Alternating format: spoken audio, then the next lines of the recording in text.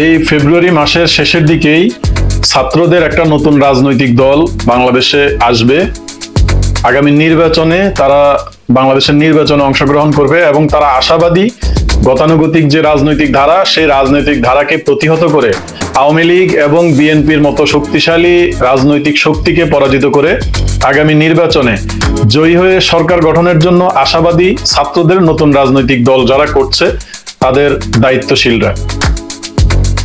এই মাসের শেষের দিকে ছাত্রদের নতুন রাজনৈতিক দল আসার আগেই সরকার থেকে পদত্যাগ করতে পারে ছাত্র সমন্বয়কদের যে 3 জন উপদেষ্টা বর্তমান ইন্টারিম গভর্নমেন্টের সাথে আছে, তারা নতুন রাজনৈতিক দলে যুক্ত হওয়ার আগেই সরকার থেকে সরে আসবে বলে ইতোমধ্যে ঘোষণা দিয়ে দিয়েছে। কিন্তু এই রাজনৈতিক দল, ছাত্ররা যে নতুন রাজনৈতিক দল করবে, তাদের জানাশোনা কিন্তু বাংলাদেশব্যাপী খুবই সামান্য। তাদেরকে খুব কম সংখ্যক মানুষই রাজনীতিবিদ হিসেবে ট্রিট করবে।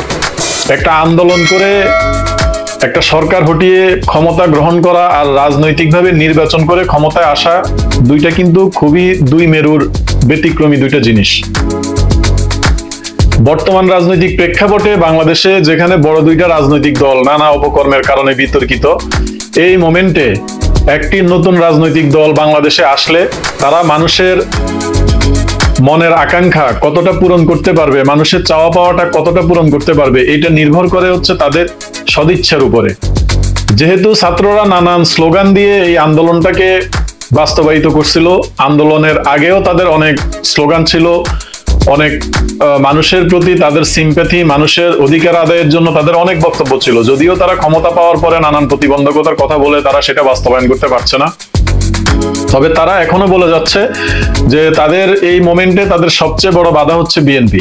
কারণ বিএনপির নেতাকর্মীরা বিভিন্ন জায়গায় চাঁদাবাজি, লুটপাট, মানুষ খুন, গুম, নানান অপরাধের সাথে জড়িয়ে গেছে। এই অপরাধগুলো দমানো তাদের পক্ষে সম্ভব হচ্ছে না, কারণ বিএনপিও এই আন্দোলনের একটা অংশ ছিল।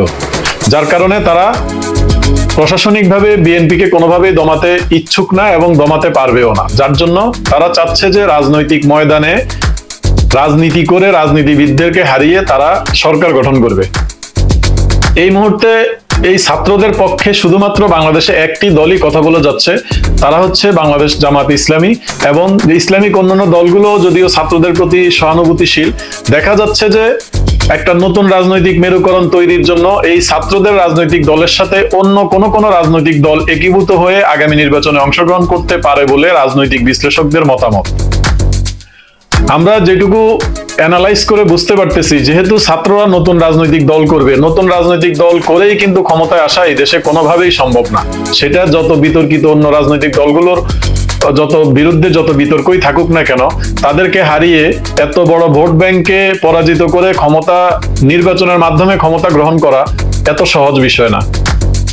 এই প্রেক্ষাপটে ছাত্রদের কেউ কেউ ইতোমধ্যে মতামত দিয়েছে, তারা চাচ্ছে যে জামাতে ইসলামী, চরমনাই সহ যে ইসলামিক দলগুলো বাংলাদেশে রাজনীতি করে যাচ্ছে এবং নির্বাচনমুখী যে রাজনৈতিক দলগুলো, তার মধ্যে বাংলাদেশ জামাত ইসলামী, চরমনাই, হেফাজতে ইসলামী সহ কওমি আলেমদের অন্যান্য যে রাজনৈতিক দলগুলো, হেফাজতে ইসলাম, ইসলামী আন্দোলন বাংলাদেশ, খেলাফত আন্দোলন বাংলাদেশ, খেলাফত মজলিস, এইগুলো সহ আরো নিবন্ধিত যে ইসলামিক দলগুলো আছে, তাদের সবার একটা সম্মতির ভিত্তিতে এই ছাত্রদের একাংশ চাচ্ছে যে তাদের রাজনৈতিক দল যখন বাংলাদেশে পুরো দমে রাজনীতি শুরু করবে, তাদের সাথে ইসলামিক দলগুলোকে এক করে রাজনৈতিক জোটবদ্ধ হয়ে আগামী নির্বাচনে নির্বাচন করতে ছাত্রদেরই একাংশ আগ্রহী।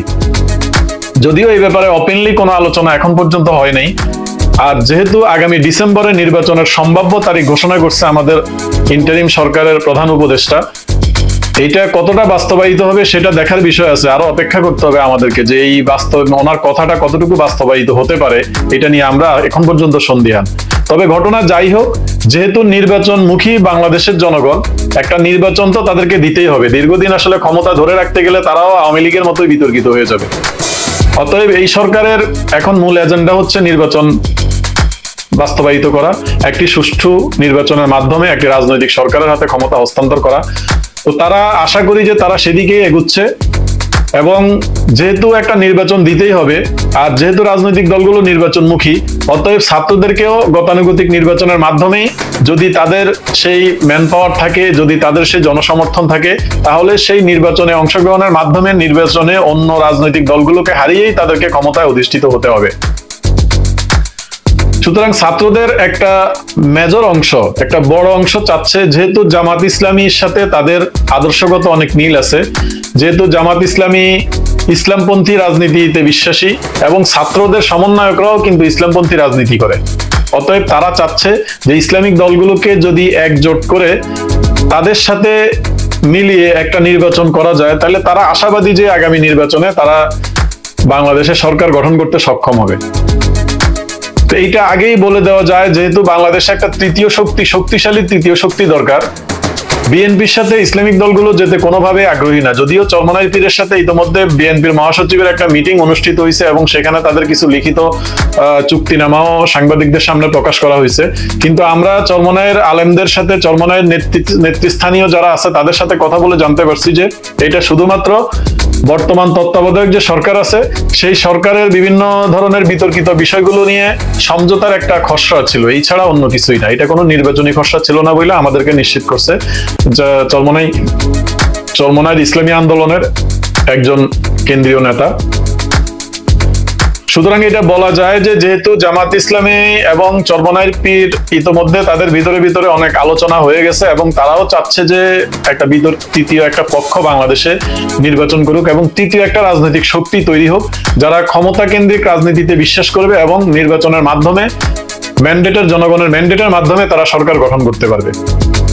ছাত্রদের নতুন রাজনৈতিক দল আশা করা যায়, তারাও আশাবাদী যে তাদের যে নতুন রাজনৈতিক দল হবে সেটা খুবই শক্তিশালী হবে এবং তারা দেশের অধিকাংশ মানুষকে, যারা দেশপ্রেমিক তাদের মতে, সেই দেশপ্রেমিক মানুষকে তারা তাদের সংগঠনের সাথে যুক্ত করতে পারবে এবং তাদের একটা চিন্তা ভাবনা আছে যে আওয়ামী লীগের যেসব নেতা কর্মীরা কোনো ধরনের অপরাধ কর্মকাণ্ডের সাথে জড়িত ছিল না, যারা বিতর্কিত না, যাদের বিরুদ্ধে কোনো অভিযোগ নাই, তাদেরকেও তাদের ছাত্রদের নতুন দলে যুক্ত করে তারা একটা শক্তিশালী রাজনৈতিক দল গড়ে তুলবে এবং আমাদের তত্ত্বাবধায়ক সরকারের প্রধান উপদেষ্টাও তাদেরকে এরকম একটা মেসেজ ইতিমধ্যে দিয়ে দিয়েছেন।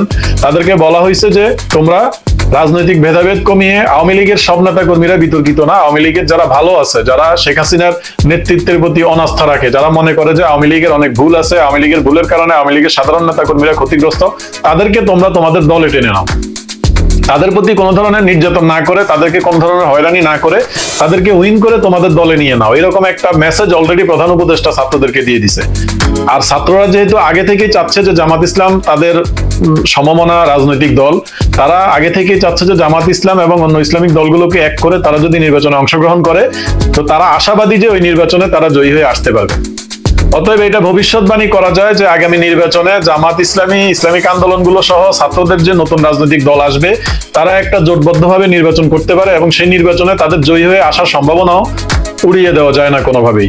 যেহেতু বড় দুইটা রাজনৈতিক দলের বিরুদ্ধে অনেক অভিযোগ, আওয়ামী লীগ 15 বছর ক্ষমতায় থাকছে, তাদের বিরুদ্ধে তো অলরেডি অভিযোগ একেবারে আয়নার মতো সামনে, আর বিএনপি একেবারে তরতাজা যে অপরাধগুলো করে গেছে 5 তারিখের পরে, সেই অপরাধগুলো কিন্তু মানুষকে অতিষ্ঠ করে ফেলছে, মানুষ খুবই বিরক্ত। আসলে সাধারণ ভোটার যারা, তারা এই ধরনের রাজনৈতিক হানাহানি কোনোভাবেই পছন্দ করে না। তো তারাও চাচ্ছে, যা সাধারণ মানুষের অধিকাংশ মানুষ কিন্তু এখন জামাতমুখী, তারা চাচ্ছে যে জামাত ইসলামের মতো তৃতীয় পক্ষ, যারা ইতোপূর্বে সরকারে ছিল না, সরকার গঠন করতে পারে না, এরকম একটা রাজনৈতিক দল বাংলাদেশের নেতৃত্ব দেখ, এটা সাধারণ মানুষের, অধিকাংশ মানুষের চিন্তা ভাবনা। সুতরাং যদি এই ছাত্ররা, জামাত ইসলামী, ইসলামী দলগুলো সবাইকে একসাথে করে নির্বাচনে জোটবদ্ধ হয়ে নির্বাচন করতে পারে, তাহলে এটা বলাই যায় যে আগামী নির্বাচনে তাদের জয়ী হয়ে আসার সম্ভাবনা খুব বেশি। এটার বাস্তবতা কতটুকু সেটা দেখার জন্য আমাদেরকে আসলে নির্বাচনের পরিপূর্ণ ডিক্লেয়ার পর্যন্ত অপেক্ষা করতে হবে এবং এইটা কতটুকু বাস্তবায়িত হয় বা জামাত ইসলামী সহ অন্য ইসলামিক দলগুলো এবং ছাত্রদের যে টুকিটাকি মত পার্থক্য আছে সেগুলো দূরীভূত করে তারা কতটুকু একীভূত হইতে পারে, একজোট হয়ে কিভাবে নির্বাচন করতে পারে বা পারবে কিনা, সেটা আসলে আরো পরে বলা যাবে। কিন্তু প্রাথমিক পর্যায়ে এখন বলে দেওয়া যায় যে তারা একজোট হওয়ার জন্য তাদের অধিকাংশ নেতাকর্মী ঐক্যমত্যে পৌঁছেছে এবং তারাও চাচ্ছে যে ঐক্যমত্যের ভিত্তিতে একটা তৃতীয় রাজনৈতিক জোট গঠন করে তারা আগামী নির্বাচনে অংশগ্রহণ করবে।